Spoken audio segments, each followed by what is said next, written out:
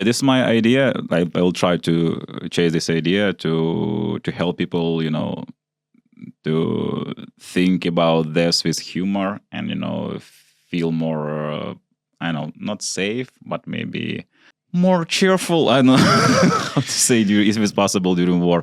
And it's just I feel like I don't have other option because I'm trying to write jokes about some observational comedy about relationships, or I don't know, some about your home problems with your home stuff, about products, about supermarket. But it's just like you read this joke and like, come on, man, you want to talk about this during war? That like even without war, you can see this in American stand-up. Even without war, when you have these risky jokes, people could be offended, and some consequences because of that. In Ukraine, where you have people with so different kind of experience of this war, like someone can lose nothing at all. They can move in a safe place on the West and just live the life, and everything probably pretty fine. But some people can lose everything, like relatives, lovely people, their buildings, their future. And sometimes these people at the same time in one room on my stand-up, and I need to bring the joke that will be funny enough for both of them, which is also strange part, that like people who lost something, they sometimes react even more. They give more laughs when you give this, difficult jokes. And people who, lost not so much at war, they even become more, hecklers of you. They're like, you can talk about this. It could be offended. But you don't have this experience. Like the guy who lost his friend, he joked from this, he laughed from this joke because this is a part of his humor now, and it's normal way to to work with your trauma. And people without trauma trying to teach me or this guy how to react, on the joke. This is the difficult part. How to say in the West, read the room. Yeah, try to read the room where like 50 people with different experience in their life, and with some of them with very dark experience. So yeah, try to read this. Read The Shelter. Try to read The Shelter.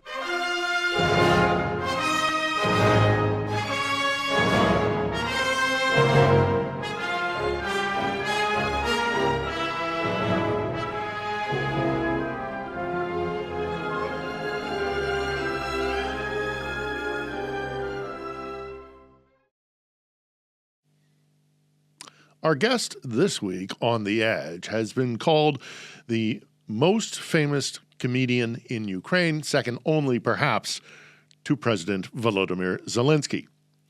But I don't think that's actually really a fair comparison, because what Anton Tymoshenko does is stand-up comedy, a relatively new art form in this country. Although he clearly gets it, even doing some sets in English. Having said that, I may have had to explain the term gallows humor to him. And while we're on that topic, do keep in mind that throughout our exchange, at certain points, we are clearly holding our tongues firmly in our cheek. Now, if you get offended easily, well, first off, tough. And secondly, do keep in mind that we are discussing creating humor while all the while being surrounded by severe trauma. As it's often said, you have to laugh or you'll never stop crying. So, Anton Tymoshenko, thank you for coming and joining us today. I've seen some of the videos that you put up from your English language tours. Oh, you saw English stand-up, right? And first and foremost, you're a funny guy. I'm trying to be. You're a skilled stand-up. I mean, that's funny because your name of your podcast, right? Interview show podcast. This is the name of my last special, On the Edge. Really? Yeah. Well, we have that in common, then that's special great. For YouTube, so it's not like real special. Well, no, but do go check out his stuff on YouTube because you're funny. you're really funny. I mean, I'm not going to make you dance like a little dancing monkey with Thank your you. Thank you for comedy. this. So, You're so kind.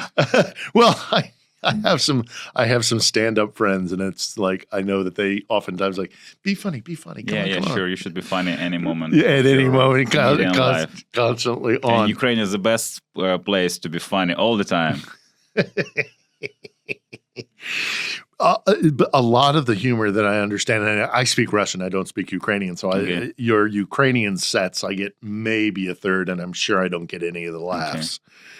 But a lot of the stuff that I did get from your English stuff, it's pretty dark humor. I mean, Sure. you, and I know this is a stupid question, but I wonder if you could just tie to what is it about delving into dark humor that compels you to in your work?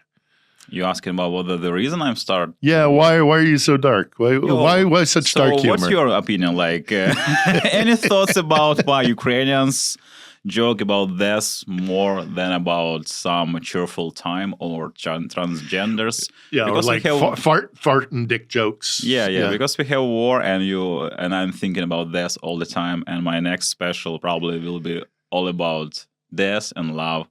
I already developed a couple of. Do you say bits in English when you Bits, talk about yeah, a couple sure, of bits. bits about cemeteries? So yeah, this is my style now. Because I feel nothing and only jokes about something very dark can enjoy me Yeah. right now. Because I wrote so many jokes about war and I saw so many sad stuff around me and my country. So I just, at some point of your life, only dark humor can bring you this smile on your face, and normal jokes sounds like okay. That's why it's not so like. I'm a very big fan of stand-up, of the Western stand-up, and I know all the guys in USA and Britain.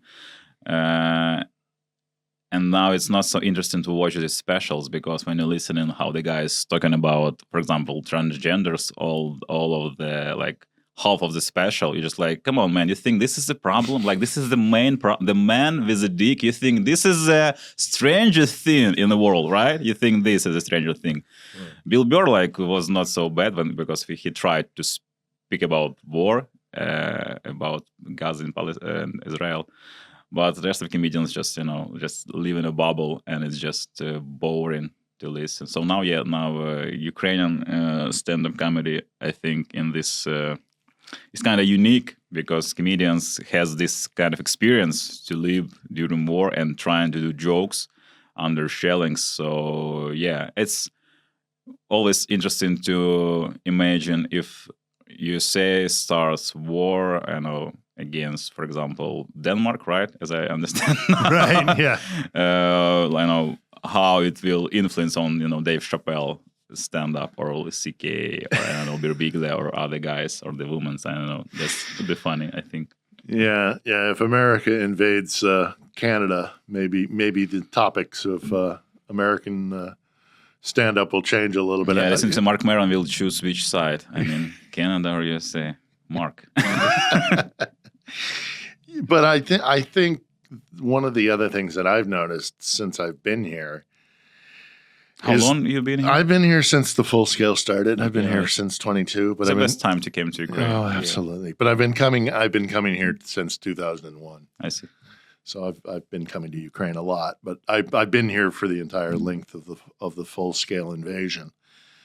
And one of the things I've noticed is that art and expression has just, whether it's music or books, paintings, sculpture, whatever, a lot of people are expressing themselves during the war, and obviously the war affects their art. I wonder, how much that contributes and how important art is for Ukrainians right now.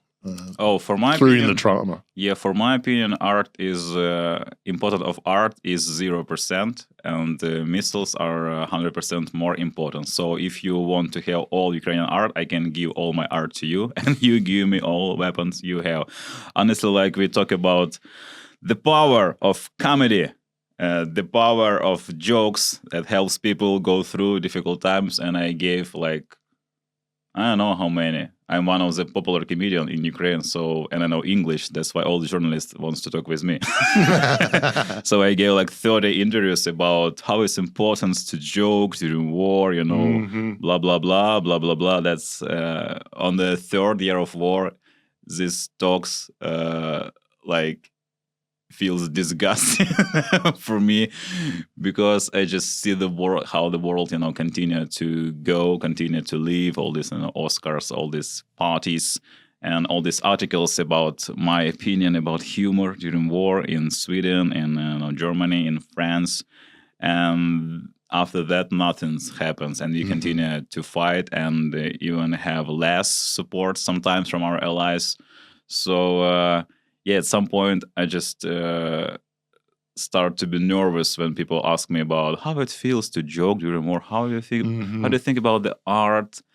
It feels like empty talks with no results. So I use my comedy to raise money, to buy a weapon, and this is probably the main reason I do stand-up. I just can't imagine, like, we have kind of artists who continue to talk like, I do my music and I have a tour in Europe, and I want to share my art with the world. It's just nothing to me. If you can share your art and raise money and buy some weapon, that's cool. If you just doing music or just do paintings with no raising money for something useful, that's nothing. Because at war, art should become стать на військові рейки. I know this expression in Ukrainian, like all the economics, all the parts of the society should be on the war way. I mean, like everything should work to help your army, to defend your country. So in this, because of that, it's difficult to imagine something on the side. So I don't like to, talk about the art as something very magic and, somewhere in energy, in a space somewhere there. No, it just should be very, very practical at war. Yeah, well, although there is another added advantage to art, and especially like art that's meant to elicit joy, right, like laughter, right. Or sometimes music or little TikTok dance videos. Sure. And the side benefit with TikToks. Yeah, the side benefit of it, aside from providing release to Ukrainians, is it pisses the Russians off. Right. Sometimes right. Sometimes sure. But like the missiles pisses them more. That's true. Much more than my jokes in TikTok or Instagram. Because Russians also jokes, and it's just sometimes it's funny to open, internet to see how the Russian comedians continue to live, and they, continue to do shows and do jokes, and they even do specials where they say nothing about war. And it feels like, come on, man, do you know what stand-up is about at all? Where at least, 10% of true in your material. This is so stupid and sad. Yeah, which is weird too, because like of all forms of art, except maybe music, stand-up is one of the most kind of intimate art forms, because it's just you and a microphone and an audience, and you're just sitting there telling them, something, right? Something funny, sometimes not. Yeah, and it's a kind of a very intimate thing. So yeah, you're right. With the Russians, kind of like, just don't talk about the war. Right. Yeah. Right. Which, is a great line from an old John Cleese sitcom. But right. Anyhow, what's it? Yeah, you're right. I'm sure I'm sure you're about to get a bunch of questions that you've already answered to a dozen other journalists, but I still think it's worth discussing because, sure. I mean, you're in a fucking bomb shelter. Right. Things are exploding outside. Yeah. You've got mothers and children and old people. This is the best time to do jokes, like, what's the difference between men and women? Let's talk about this now. Under this shelling, we need to recognize the difference. A couple of days, no, how many days? 4 days ago, we have this massive shell attack, and I moved to another apartment because I should move because the owner came back from abroad to Ukraine, so I should move to another flat. I don't have my own apartment, and the missile, the Shahed, Iranian drone Shahed, missed the building 1 kilometer from my place, and I was writing jokes. Yeah. During this time, I was like, yeah, cool. Probably should write something about that. But I already had jokes. Oh yeah, this is Well, that I've heard the bit. So I've heard the funny. bit you do about kind of rent prices probably go down. If yeah, you're but in an they're area. always high because there's the guy who who rent you a flat is the biggest optimism in Ukraine. Like they believe everything will be fine. That's why price is super high. This is so funny, I think now, because I tried to develop a joke about that missiles fall down not far away from me, but I didn't because I remember I already did because it's already like happened. At the beginning of the war, I have the missile that fell down not far away. So this is funny. I can't develop this joke about the missiles because I already had this experience of explosions near me. That's why I should ask Russians to attack me closer, right? To develop new material because it's like the old one. That's funny. I should to develop this. chasing the funnier, darker humor the closer the missiles get. It's related, like it's one again. Yeah, Anton, we heard about you were under explosion. That's not funny because we already heard about that.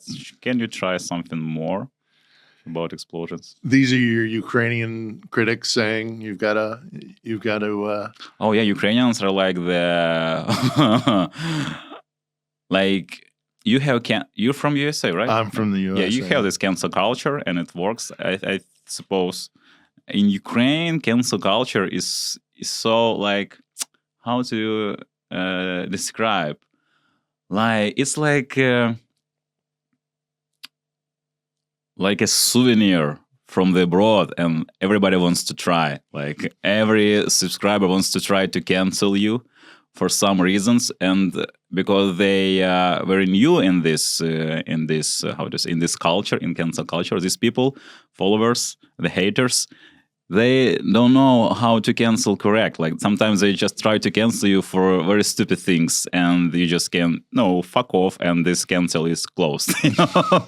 And that's why it's so funny sometimes to read comments when people even try to find something wrong in your material.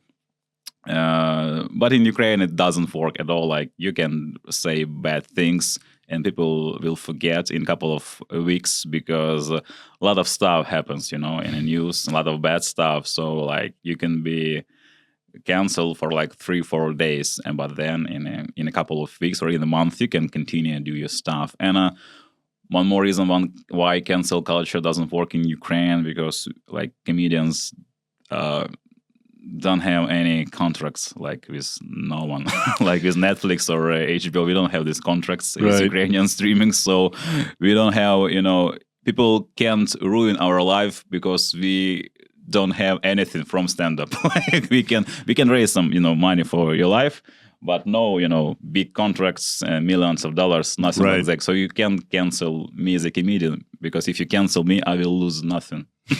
I can just continue to perform in a couple of weeks, and that's fine. What is the club scene like? Do you travel around the country going to different comedy clubs that are like, we don't have like a lot of comedy clubs because of the war, but we have how many in Kyiv? We have 1, 2, 3, like 4 like comedy rooms, like the place where comedy is every day, like 4 like comedy rooms, comedy the Chuckle clubs. Hut of Ukraine. Chuckle Hut. There's a bunch of like stand-up clubs that use the same sort of terminology, the Laugh Club or the Comedy Cellar. The Comedy Cellar. Factory, or, blah, blah, blah. Rogan's got his mothership in Austin. I must say thank you, Joe Rogan, for ruining stand-up in USA. Thank you for your influence of destroying stand-up comedy and create some sort of, I don't know how to express it in English, some sort of comedy, the new type of comedy. Well, there's some pushback now going on about that, but because it's some people are saying it's kind of a hack. It's all the same jokes, all the same, kind of what you were just saying about like finding new material after, well, now almost 4 years of war. How many times can you tell a joke in a bomb shelter Right. about a shaheed? You know, Right. it's going to be like, I know Yeah. about American comedy, like Doug Stanhope, like posted his special last year on YouTube, right? And it's better than most of the specials I saw from Andrew Schultz, all this this new generation. They like just I don't know, so simple. Like Mark Maron is also like the guy, or like Louis C.K., like the guys who always did like good stuff. But these new comedians, John Johnson is an interesting guy, like the guy who doing stand up like how many 50 hours of stand up on his YouTube right now. yeah. Like this is like the. I hope he will continue to work with material, because all the comedians now just doing reels like improv, like what you doing for work, blah blah blah. All these jokes you already know because you're as a comedian, you know how it works. All these 4 questions, and they repeat all the time this stuff. Matt Rife like is a very funny and the improv Matt Rife, but his stand up like is very weak. It's just so strange. I hope comedians will continue. We'll come back to the long form, to develop the long form, not only short one with 1 minute of improv with the guys. But you asked me another question. Sorry, I just No, it's just about the clubs. You asked me about the club scene, about the circuit. In Kiev, like if you go to the websites and you like buy tickets on stand up in Kiev, you probably will have then options like I don't know, in a week. We probably have more than 10 shows in Kiev. Like you have a lot of the options to go because a lot of comedians, a lot of the clubs trying to do consistent amounts of shows in a month. We have like clubs in Kiev. We have 2 stand-up clubs in Lviv and in the Dnipro city, one of them. In Kharkiv, they had one, but now a lot of comedians just moved from the Kharkiv to the Kiev or other cities. So it's now difficult to say, is it... it's not like... we have shows in Kharkiv. I performed a couple of times in Kharkiv in comedians, but not in a stand-up club, just in some safe locations, like more underground stuff. So we have this in Odessa. Yeah, in Odessa probably we have stand-up club, but it's always change, and I'm not sure I know the name of the new one. Because like this is the way how stand-up developed in Ukraine. It exists for only like about 15 years, I think. Yeah, maybe not more than 15 years. And usually it works like some of the comedians, start to go to open mics. Then they think, okay, we should try to earn money from this. Okay, let's try, and they unite. Like 5, 6, 8 comedians unite in one club and just trying to do some shows in one place. And raising zero money for them, but have this gym of when you're trying to develop your jokes. And some of these united clubs continue to exist, and they become bigger, as my club, I can say, underground stand-up club. Some of the clubs just try, and then just disappear because it's difficult and less money and etc. So the scene is pretty big, I think, because like my biggest venue was 3,500 people in Palace of Ukraine, and my colleagues Alla Volkova and Vasil Baidak, they like Alla already collected the Palace of Sport, and Vasil in the process. He will have the show in the end of the October in Palace of Sports. It's and that's about 7,000 or something. Yeah, 7,000, 10,000, up to somewhere. 7,000. Not as many as 10. 7. Yeah, 7. That's a large venue. That's super large. Yeah. So so like more people know about stand-up now in Ukraine, but even with these big venues, I can say this part of mass culture in Ukraine now. It's like you always have people on the stand-up show who came first time, and it's probably half of the crowd who first time came to the show. So I am doing stand-up for 10 years, but you still need to explain for the people what does it mean to do stand-up, because sometimes they think it's just, some sketches on the stage. Well, that's generally how things were. Right. Before this, and I think that's probably also kind of a layover from the Soviet Union. The Russians don't do stand-up very much. I mean, they do. They're more now. Monologues, right? Yeah. Some kind of monologues. Yeah, and skits and Right. things like that. So I think that may be a layover from that. I'm going to try and figure out how to ask this question properly. Your English language set and your Ukrainian language set have got to be different. Sure. I'm sure, because there are things that you have to explain to a foreign audience. Yeah, and they doesn't work sometimes because they're out of context. So I can't. If I will explain all the context, it will take like 15 minutes. I don't have this time on the stage. I have 10 minutes at all sometimes. Yeah. Yeah. So you for a Ukrainian audience, you can get right to the punchline. Right. I'm guessing. Sure. So I cut some of my jokes, make it shorter for Americans or for Europeans. And if I, check some of the material, it doesn't work. I just delete it, and I just part of the material, maybe the half of the material you saw, I just wrote in English there. When I was there, I just wrote it there, and it some of it works, some of it not. So, but I have only like a couple of in New York. Like it was very difficult, honestly, to perform, to find a spot for you in New York comedy clubs. Just like I performed in a couple of for me, you say in New York, it was like that's like the capital of the stand-up. And I wasn't expect this. New York has so many shitty stand-up clubs, like where you are nothing at all, and people just don't respect you as a comedian.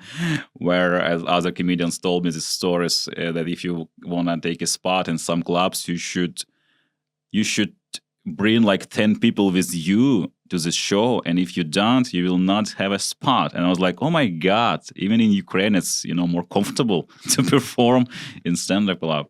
So yeah, it was not easy, but I'm happy that I had this performance in New Jersey. So I have the video. Yeah, nice. Yeah, and again, it's a funny set. I mean, that's at least 2 sets of yours that you did in America, and they were funny, very funny. But for me, it's difficult to take the long form, like to take a long bit, because the jokes are more shorter, because like the problem of the language, I can't formalize my ideas the same way as in Ukrainian idea. So I need to make it shorter to remember these words in this sentence. So I can't do like 7-minute bits in English. It's difficult. And, not to get all, full of ourselves here. I mean, you're also doing something, you're humanizing a Ukrainian, because Moscow wants to be the one that tells the world who these Ukrainian people are. Right. But you get to go in front of an audience in an intimate setting like a comedy club and say, hey, guys, this is what a Ukrainian is. As I said, okay, we are Nazi. Like the main guy is the comedian. Have you ever thought like the comedian could be a leader of Nazi state? No, this is just, this sounds strange. Yeah, and I want to talk about this in English. For me, it was like very, like, honestly, this was one of the best feeling for the last 3 years to perform in English and be funny in English in USA. Because for a comedian from Ukraine, it's like, it's like the very important understanding that you could be funny in English for people like on other continent, and it will be like, not like just, it's like very nice performance. And I was like, oh my God, I'm a good comedian, probably. It helps. Yeah. It builds that confidence. Right. Absolutely. Right. I mean, and what I liked about what I saw your performances in the United States, I saw your performances in Amsterdam.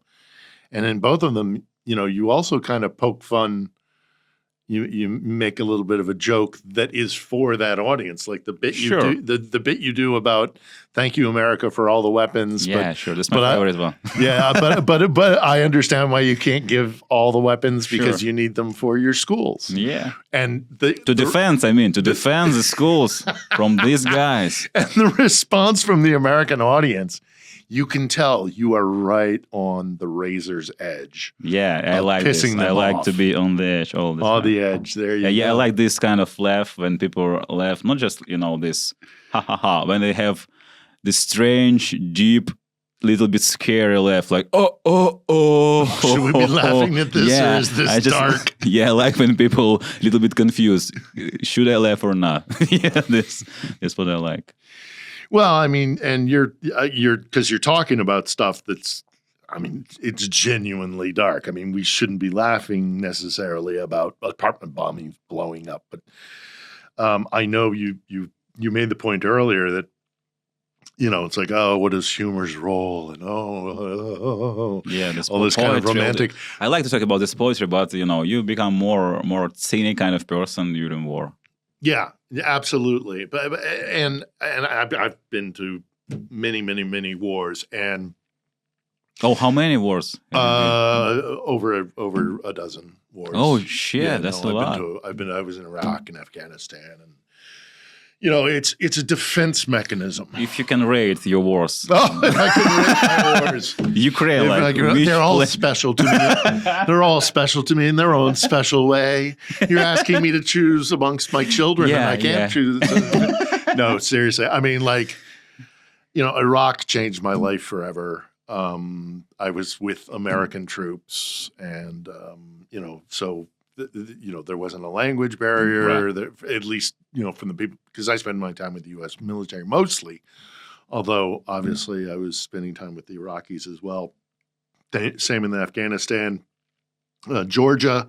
I speak Russian, so I was able to get through there. But the thing that and this war is the longest war that I've ever been involved in, for the longest period of time. I mean, I've been here since the February of 22. Right. Yeah, 3 years with only 2 breaks. Okay. I think as much as you don't want to become very full of yourself, I do think that dark humor and gallows humor is actually really important. Gallows humor? We have a phrase in English, gallows. The gallows is where you get hung. Okay. So normally you don't laugh Right. as you're waiting to go get Sure. stretched on a rope. But some people, it's a defense mechanism. Sure.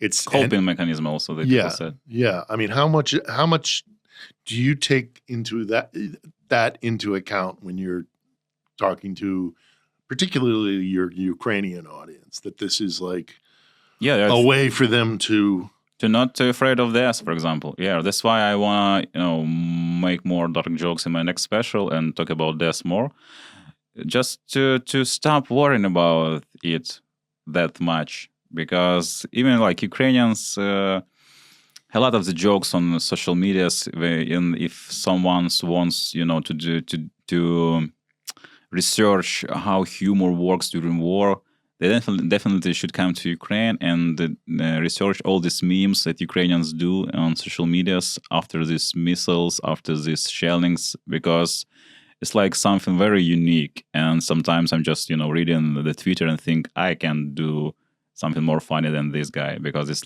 super dark and super funny.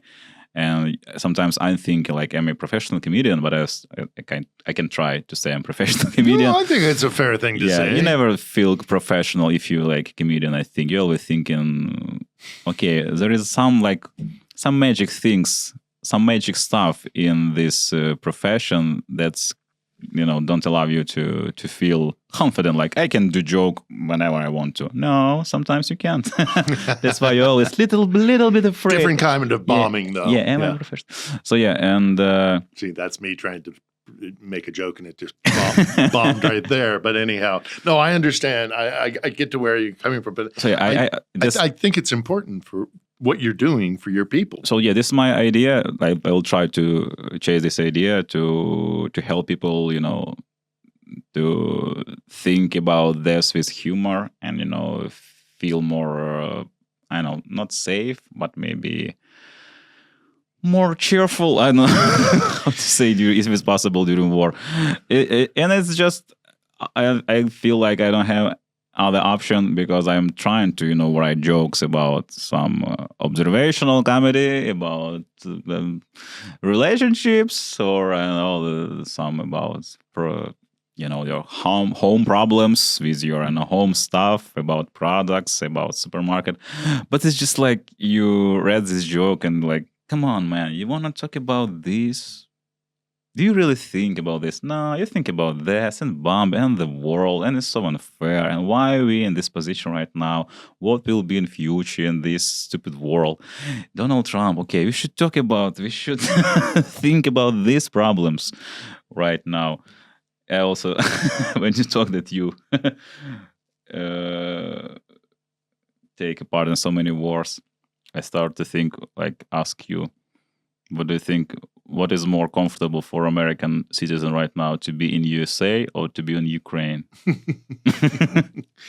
Well, you joke, but actually, I just spent some time with some American aid workers who came in, and they were literally saying, like, I don't know. I know in Ukraine, it's not much shooting, like, right?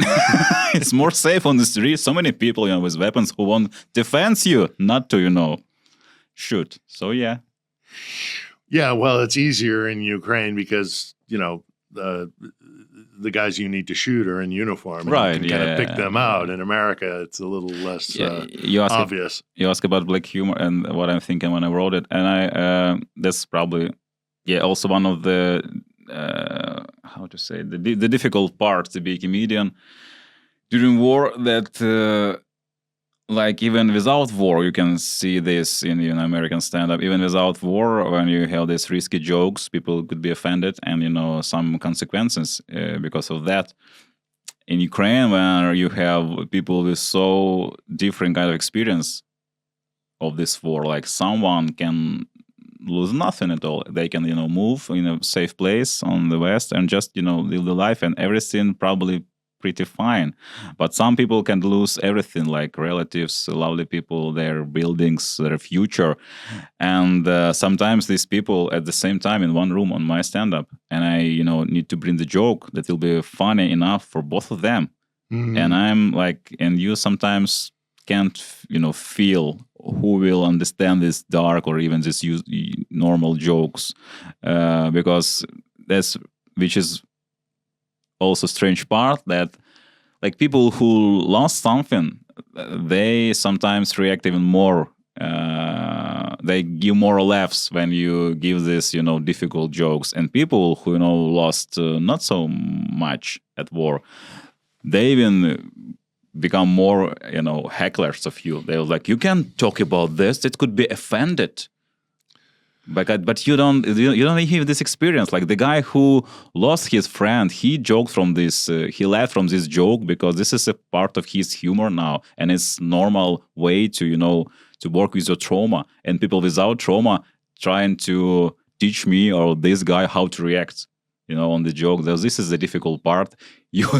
This edge, like, it's not only one edge. It's like you have like thousands of edges you should jumping around to understand what of this joke could work or could be offended, or it's too sad, or it's too light for this guy, and it's just sometimes it's too difficult to understand.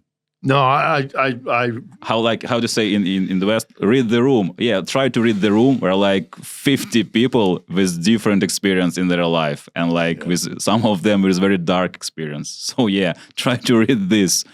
Read The Shelter. Try to read The Shelter. Well, because also, I've been in situations in wars where people are making jokes that if you pick those people up, transferred them to another location where there is no war. Right. There is no. They wouldn't. The laughs wouldn't be there. It would be offensive to them. But so, you use dark jokes, right, during your have to constantly. My friend said, like, who is in army, like the people just soldiers just divided into groups, like the guys who use dark jokes and joke about this, and the guys who are afraid. And just like two group, and if you're joking about that, it's like bring you more possibilities to move to do at least something. Because if you're just afraid and don't want to talk about that, these guys are like, these guys who in the combat moment they will just freeze, like me. I'm sure will be in this trench. Yeah, it's like letting off, right, pressure. Yes. Yeah, this is the main point of my stand-up also, and most of the comedians I think in Ukraine helps the pressures go out from the body. Yeah, and I've said this so many different times on so many different shows that the criticism that I see from Americans in certain sectors of America in particular, and Europeans sometimes too, is like, look at these Ukrainians who are asking us for so much money, and yet there they are on the streets, at the cafes, the bars, and the these Ukrainians are not died, so why we should help them? They're still alive, so they try to figure out that. But what I always say in response to that criticism, because I live here, is that all you have to do is just scratch right beneath the surface, and there's trauma, and there's fear and pain. It's like just a picture, and I also continue it's difficult to talk in English. I'll try, but this is the most the saddest part, the most sad, how to say that, sad part of this war. That modern war could fit very comfortable in your usual life. The war just fit in life. Like we have brigades, right? We have brigades who raising money, because we need money. So I'm raising money all the time. Like all the Ukrainians raising money 24/7. Like they just trying to find money for collecting these hryvnias from anything they could, to buy some drones. And some of the brigades, they just have this kombucha, kombucha. Yeah, this how to say it in English, this juice, this kombucha stuff with the logo of the brigade, and the company that produces kombucha, they will sell this kombucha, and some percent of the money from this kombucha will go to the brigade. And you're thinking like, how this, imagine you and I will talk to someone 10 years ago and say that in war brigades will have his own kombucha to raise money to buy real weapon from the kombucha. This is not normal. This is fucking strange. We have this advertisements with brigades. We have this song. I do songs with my comedian friends to raise money, and because you should raise money, because war is part of your economic system, and economics win the war.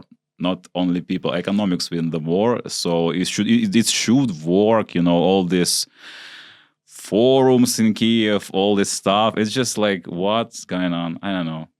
I'm not sure I explained. No, I think what you're trying. I don't want to put words. We have this podcast. I don't want to put your words also in your mouth, but it's part of comedy, stand-up comedy especially, is pointing out how weird things are. Right. And so for you to make a joke about you're going to buy a drone that's going to kill a Russian because you sold a bottle of kombucha. Right. There's a joke in there. There's absolutely, because that's not normal. Yeah. And so pointing out things that are bizarre or chaotic or crazy, that's a great way to kind of normalize it in a way, I guess. But then this is you say it correct, and normalizing of war. This is the worst part. This has become normal, and you just I'm pointing these strange things in my material, but when you know thinking at home and try to find these strange moments, you found these strange moments, and you feel like, yeah, that's very strange, and I can joke about that, but this is true. Like this is how how the things works in this world. Like the war happens, and the world just continue to go, and people continue to talk about Zendaya and the Spider-Man guy, or something like that, and you just scroll in the news, and you also happy for Taylor Swift and this post and the next post, like hundreds of people died from the shelling, and next one also about some movies about I don't know, and it's just like as on my special one of my special I said it feels like Ukrainians live in Zion, and we just sometimes when I go to Europe in European tour for raise money, or just going on podcasts like this, it feels like you going on Matrix, in this Matrix world where everything is like have very nice graphic, but it's not real. And then when I'm, walking around, I don't know, in Spain or even in New York when I had this tour, you just look at these buildings in New York, all this, glass, and you think this is too much glass on the building, guys. Like this is too much glass on your building. Only a Ukrainian. Yeah, one missiles in New York, and this mirror will just kill thousands of people. You should start thinking about wood stuff, or some from the stone, and it feels not like real thing. Oh, I know. When I go on the rare occasions that I go home and I leave Ukraine, I still have my alert app on my phone. Yeah. And I'll be driving around in California. Right. And it'll suddenly say, and that's and it says fire. Oh shit. California. It's a very weird feeling. Yeah. And so, I guess I'm wondering how much of that plays into your comedy in the fact that this is just crazy. This is crazy. I like this about I also about sanctions. This is my favorite part about sanctions. Have you noticed that there are always possible to make more sanctions, like all the time more sanctions, like 3 years of war, like of the continuing shelling of other country from Russia, and the European Union, or like you say, like we'll do more sanctions now. Like more, like how much more do you have? You should do like all the sanctions 2 years ago. Like how many missiles you can, if you like have mathematics skills, I don't.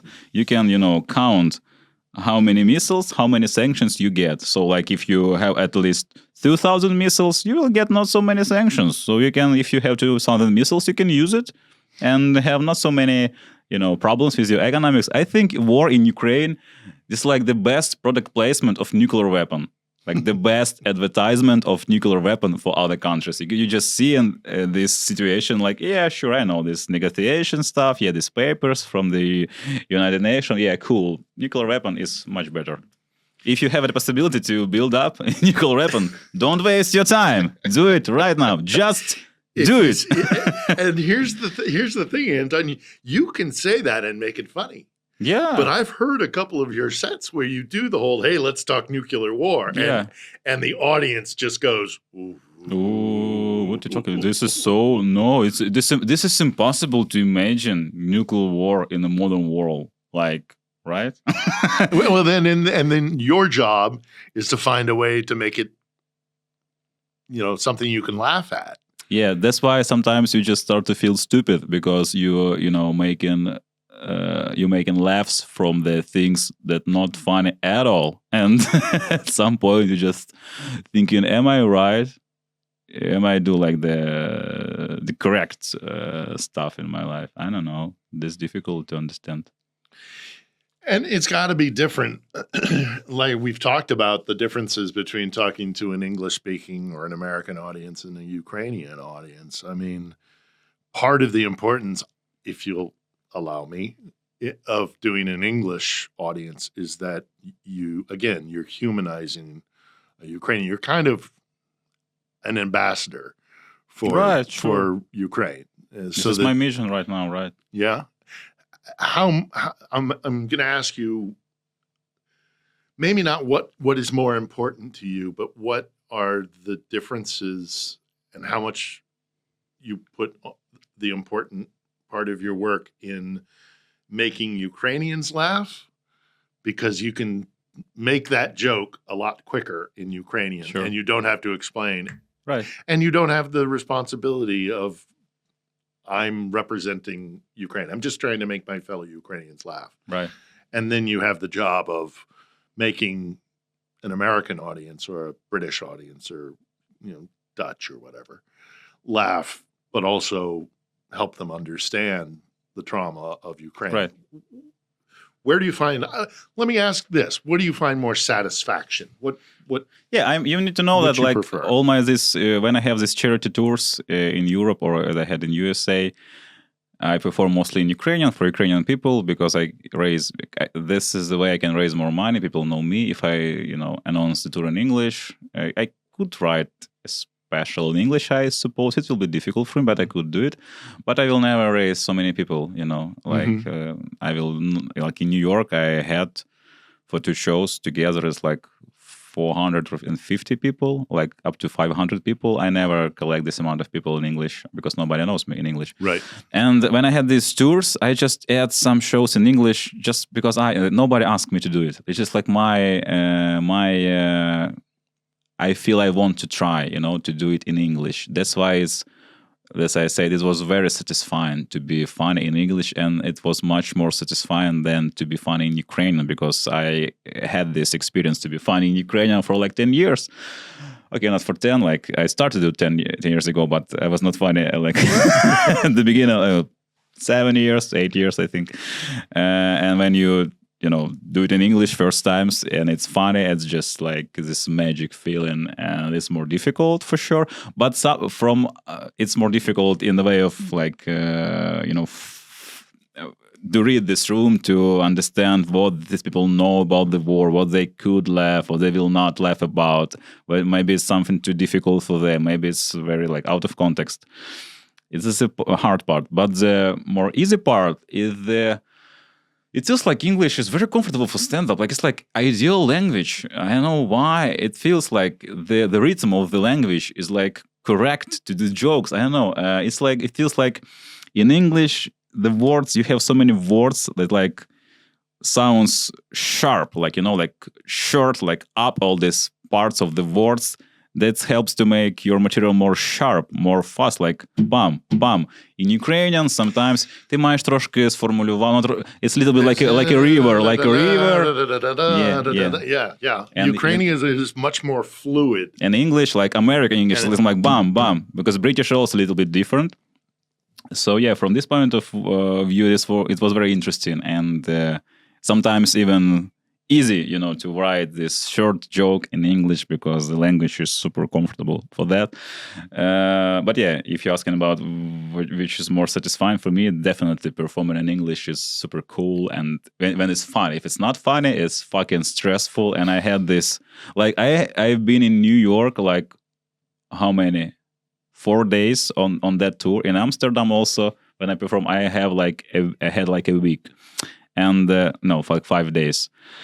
And 4 days of these 5 days in Amsterdam, I was preparing my material. So I haven't like walk around, see the town, because it takes like 3 hours, to develop like 8 minutes and then check the grammar and send it to my teacher and ask, is it correct? Like the words, is it sounds funny at all? If people understand, then do the corrections. And also in New York, I spent like a couple of days just working with my phone, and it was so sad because I want to go and to see it and to at least have fun in New York a couple of days. When I waste this time on my beat, and when you try these jokes first time in some shitty hall in New York, and people just don't care because the guy on the door said that Louis C.K. will be here tonight, and it was lie.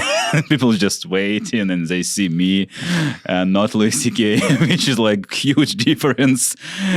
but I also don't masturbate on people. So yeah, like some benefits also in my set. And you do your jokes, and it's not funny, and they just don't care, and you feel. I spent 2 days in New York, on my shitty hotel room. And it's also the magic moment of hotels in New York. Then you open your window and you see the wall of the next hotel. Just like my hand can take this. Take this so close. And yeah, that's why I was so satisfied that my last performance in New Jersey was filmed, and it was good. And I was like, yeah. Oh yeah. I was like, I left the country with this very satisfying moment for myself.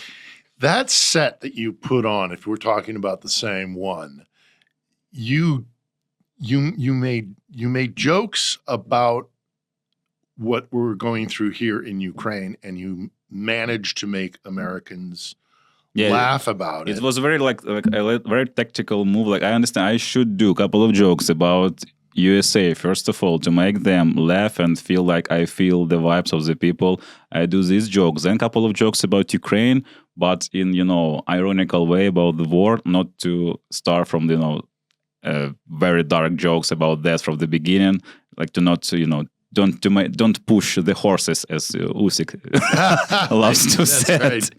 Yeah, and then I go to more like, usual bits. Like from this, I don't remember all the bits I used, but like I think the half of the material I have in Ukrainian, maybe like 40%, and 60% it was just written there. And also a couple of the bits it was written just before this performance, like about the civil war in Mexico. It was just written like, the day of the show, and a couple of jokes more. And that's why I was a little bit nervous about. The room, from what I could tell, those were the jokes that kind of made the room a little bit uncomfortable. You are able to push hard in Ukraine. Americans, I don't think, are willing to go as close to the edge. Yeah. As you are comfortable going, because now you live in a fucking war zone. Yeah, and now like you say, you should have a war, as I said, like to feel unite, to feel more edgy jokes. That bit. I think now I'm upset. I'm not sure I will go to USA again. Maybe I'll try next year, but I'm not sure it's more easy to get to your country right now. For some reasons, right? For some orange reasons, there's some problems, and like so many events right now in USA, so many dark stuff. Like I really like to, but as I understand, I can't, if I will write joke, I can finish like Jimmy Kimmel or some of these guys. Yeah. I happily this the end is happy end, right, of this story. Well, and also as we kind of joked about earlier, in Ukraine everybody's armed, but they know who to shoot. Right. In America, everybody's armed, but they, that's can't fine. quite tell who to shoot. Right. So, I'd be careful if you went back to the States and started making Civil War jokes because you might spark one. Yeah. I don't wanna. If you want, no, I don't no. want. I love USA. I love you so much. Please, if I will go to USA again to territory, please give me the pass. I'll go back to my country in a month, as I did last time. Yeah. So just believe me. Well, if you're going to get shot or bombed, you might as well That's do fine. it in your home. You might as well do it in your home country as opposed to in some foreign countries. If I'll die in USA, that's even better. That's much better for me and Ukraine. Because when Ukrainians die in USA, as I saw, you just start, to be so interested in Ukraine questions. When Ukrainians die in Ukraine, nobody cares. But if you die in the subway in USA, in Ukrainian, that's the newspapers. That's where you're getting right up to the edge there, boyo. I think a lot of Americans would. That's kind of humor we have. Touchy topic for a lot of Americans, but I agree. I mean, there is humor in that. There is humor, as dark as it is. There is humor to be found in every situation. Right. So, I think one of the best things about your comedy is that it reminds us that even when things are as fucked up as they are here, that you can still find a way to. Yeah, laugh is Laugh. is a better way than cry, as always. But like, yeah, I a little bit depressed because of the war is continuing, and it can be funny because of that.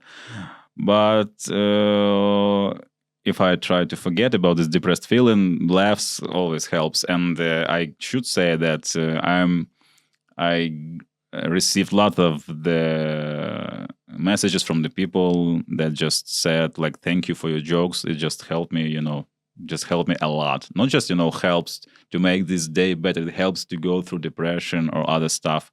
And it also helps me when I on the stage and I do jokes and people laughs. At this moment, I feel very good. Like, and I help these people to laugh. I like it. It's just like this. This is why I do stand. I just like this moment when everybody laughs in the room because it feels like everything's fine in the world for this couple of seconds when everybody laughs. Because when everybody laughs, they're all friends, and it feels like united of happiness or something like that. Well, and if you're a Ukrainian sitting in a comedy club, and everybody around you also Ukrainian, and you make a joke that's kind of, as dark as you want to be or whatever kind of, it makes everybody realize, oh yeah, we're all going through the same thing, sort of thing. So I think it helps to bring. But you should understand, like, it's not easy. Like, if I choose dark jokes, and it will be like difficult road for me as a comedian in Ukraine, because we have like a lot of Ukrainians have this trauma. All the Ukrainians have some kind of trauma because of this war, but not all Ukrainians, understand what a stand-up is and what is dark joke is, and like still on my shows, even I have like huge base of followers, I suppose, and like I can sometimes people, it's like the most often it goes on corporate events. Sometimes like corporate companies invite me, to perform in their company on some event, and it's a nice way to raise money for myself, which is amazing, and I like this. And you do I do my usual jokes about abortion or cemeteries, and people like just shocked. So there's like no laughs, just this eyes, just oh my god, why we take this guy on the. And I always said, come on guys, it was not my idea to come here. You invite me and give me money to say this. So yeah, this is how the way works. I don't like when companies, they always try to ask me like, Anton, can you just do can you just do some jokes like not about death? Can you just not about war, something about the life, about the work, about relationship, blah blah. And I said, yeah, I will try. And I never try. I just starting from my beats and just see the reaction. Like, and some people left and like, yeah, this is true. So yeah, we can joke about that. So yeah, it's when you decide to do like edgy humor in Ukraine, it's the difficult way, and you still fighting. Not only because like to make joke fun, but also you're fighting with people to explain them that it's okay to try and to go on the edge in the stand-up, because it's a part of the culture, and the part of the idea of stand-up culture is always to check the borders, like where is the border right now, and the comedians check it, as I think. And that's why comedians should have some kind of responsibility, for sure. That's why I don't know, like comedians, like I follow, I don't know how to say, like Andrew Schulz and all, like the Joe Rogan friends. Let's the Rogan sphere. Rogans, they comedians, this mothership guys. I follow some of them, but I don't like when comedians have the position like, well, I'm a comedian, I can talk about anything. And I don't care. I can do jokes like about everything. I like when comedians pushing someone on the top, but not someone who is down. Yeah, because it's very easy to punching down. It's very easy to punching down people. It was very easy to be comedian in 90s. Women are stupid. Ha ha ha! And you do some jokes. Yeah. Or about it is so easy. And when comedians, I like Mark Maron's position when he like talk about these comedians who like, yeah, there is a censorship in USA. You can talk about nothing now in comedy. Like they just ask you to not be stupid in your stand-up and just do not talk about, I don't know, like bad stuff about women, right? Or about some other minors. And you said, oh, I can talk about anything right now. No, you just too stupid to think about other stuff, as I suppose. If you read a couple of books and articles, you can do jokes about a lot of things in the world. You can joke about, not only about, you know, the minorities. Well, and correct me if I'm wrong, but also I think that most Ukrainians are not necessarily thinking about the fact that their wife can't change the, you know, the window wipers on the car. Ha ha ha! What a joke that is. They're not thinking about that topic. They're thinking more about the reality of their life, which is air raid sirens. But you should know that I'm one of the, how to say, okay, let's try this. I forget this word, душный comic. Like, they call me political comedian, some of my friends and my colleagues, because I talk about politics a lot or about social stuff a lot. And most of the comedians don't like to talk about politics. And a lot of the people in Ukraine, for sure, I think this majority of people don't want to listen about war, honestly. Like, they already read about war all the time in the news or somewhere. So they chase for more like simple, more out of context stuff. And that's why on like, now we have a lot of the YouTube shows. Like if you took entertainment YouTube shows, it's a lot, you know, this conversation about all the things around your life, and maybe like 20% about war or something.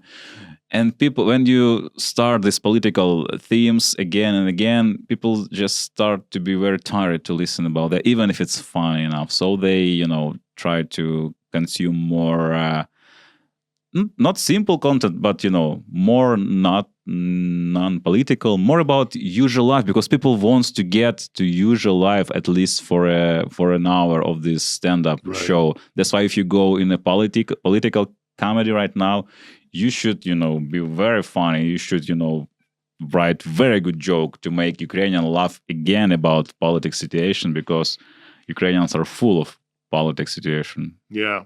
I guess this is another aspect of the difficulties you face as a comedian. Right. Yeah.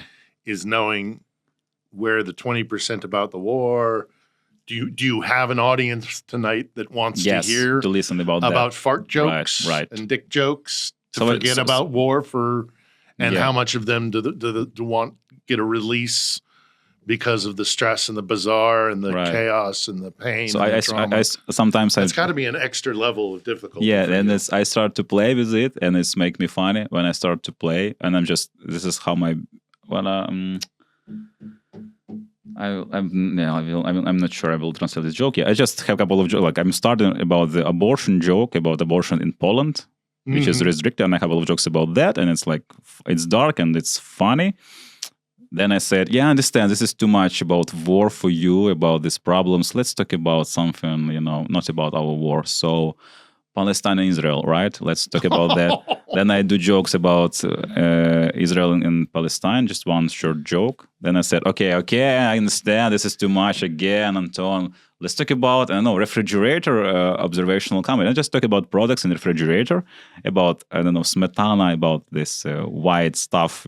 Sour cream. About sour cream. And I'm just joking some observational jokes about that. But in the end, the joke about Zelensky. I can translate, it's difficult, but it's the end of...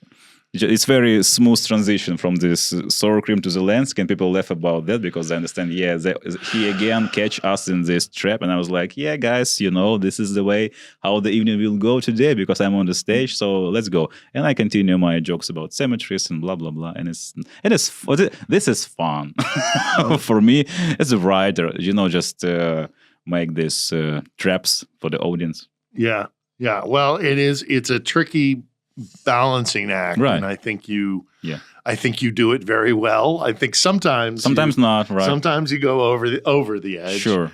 But I think it's important, and I think you are funny. I think you're a funny guy. And we talked a little bit about the circuit before I let you go. Sure. one of the best ways for an English-speaking audience to kind of catch your humor is online through social media and YouTube and what have you. Are you going? I mean, has that been important, an outlet for you? I mean, I'm betting even sometimes it was too dangerous to go to a comedy club, during an air raid. Have you used social media as a way to kind of get the word out a little bit more? And are you going to do more? You mean in English or just in English particularly, but also Ukrainian. Yeah, I'll perform in Ukrainian for sure. And my next plan is my next step. What I'm thinking about in my work is an Ukrainian special, and I want to try to make it more, cinematic. Try to show that Ukrainian stand-up could be not only something on YouTube. It looks like not something only on YouTube. But in English, it's a tricky question because when people show these videos, when they Ukrainians watch these videos, they was like, Anton, oh my God, you're so funny in English. You should do an English special for sure. Just do it. And, call to Netflix, said, yeah, I'm from Ukraine. Let's do special. And Netflix like, yeah, come on, God, let's do it. We love you. It's that easy. It's not like I already have the answer from the Netflix and it's not very satisfying. And I usually do English jokes when I go to the Europe. So my tours, charity tours in Europe or somewhere. In Ukraine, we have the English open mics, and sometimes I visited them, but most of the time I'm trying to develop my jokes in Ukrainian, and I have a lot of work, because it's just difficult to be a comedian and to raise money at the same time to the army and trying to figure out how to earn money for yourself, because a lot of the shows I do is charity shows. So English material is always is a question, okay, I will do one more bit, 15 minutes, and I upload it to the YouTube or somewhere. And most of the people who will watch this video will be Ukrainians, for sure. If I want to get audience from abroad, I should be represent on some popular international platform to get these people attention. Or I should do hundreds of these Instagram reels in English to hope some people will, found me and subscribe. But then how I get, money from these guys? Yeah. They will not come to Ukraine to see my English shows for sure. And if I go to Europe, it's difficult to understand when you have the English speaking accounts. And I have a couple of friends from Europe, comedians, and they're funny. They're super funny and have thousands of followers on Instagram, but they can collect 100 people on the show because this English speaking people is all around the world, and you should find where they sitting at to get them to your show. And it's pretty difficult to write jokes in English all the time. So I can't promise I will do something very in a closest future. I will definitely do some jokes in English, because I have on the November 20, in the late November, the guys invite me on one of the business forum in Ukraine with some, the government guys and some international investors who will be there, and ask me to do a set, the 10 minutes English set there, stand up, and I'm going to write some jokes for these investors. Some of you heard about, some of dark one, and maybe add some jokes from my old program. And yeah, in this part, this is how I see the how to say the mission, but I see the request why I should write something in English. Because if I do it just for myself and to share with people, I'm not sure it will get a lot of the views, a lot of reactions. So if you're a sponsor, or if you're the producer from USA or Britain or somewhere, and you have contacts with Netflix or HBO, and you're seeking for a comedian who can talk about war in a funny, dark way, you can contact me, and I'll do a special for you, easy. And easy. We'll include. You got a contact website or something like that. I can leave my social media. We will include it in the description below, because I hope you do more appearances and sets in English, because I think I think for a non-Ukrainian audience to hear a Ukrainian voice, Right. which is at the end of the day what stand-up is really about, is your voice. Right. And so to get your voice out there into an English-speaking world is good not only for Ukraine, but also it steals away from Moscow's narrative, so you can counter that. But more important than anything else, I am glad that you are here making your fellow Ukrainians laugh, because Thank you. God knows we all need it here in Ukraine. And thank you for you So, coming here to Ukraine and also do some stuff. This is amazing. Like seeing the American in Ukraine doing something for us. That's cool. well, it's important. It's very really, important. really, it's important to me, and I appreciate you coming here today. I'm trying to write chatting like with us. jokes. Like I trying to write a joke in English. You want to run one by me? Just very short. I'm not Go for it. if it worked. I'd be privileged. I decided to stay in Ukraine during war, so I pro-choice, not a pro-life guy. Okay. It's funny. Yeah. Okay, cool. It needs a little bit of work, I think, maybe, but I get the point. You know, Cool. abortion is a tricky subject. It is one of these on the edge Right. topics, but then again, that's probably why it is so good for stand-ups to get right up to that edge and see where that border is. That we Yeah, just talked go to the about. edge and you're Because that's your where the legs funny just is. down. That's where the funny is too. Is that uncomfortable feeling sometimes. So, again, thanks for coming by Thank you today. for Thanks inviting. for everything that you do. Keeping Ukrainians laughing when they can, because otherwise, it's trauma and tears. So a little bit of a pressure release with some humor is important. But Couple of jokes. couple of jokes. During Hey, war. zing, zing, zang, zoom. Yay! Hey, isn't war God funny? bless America. Well, keep it up, and thank you for coming and stopping by today. And everybody, go check out his stuff, because I will include the links below. He's a Thank you. funny guy, and he does get right up to that edge. So there are going to be a couple of things that might make you shift in your seat, but the most important thing is this is a funny man. So thanks, Anton, Thank for you. coming by and talking.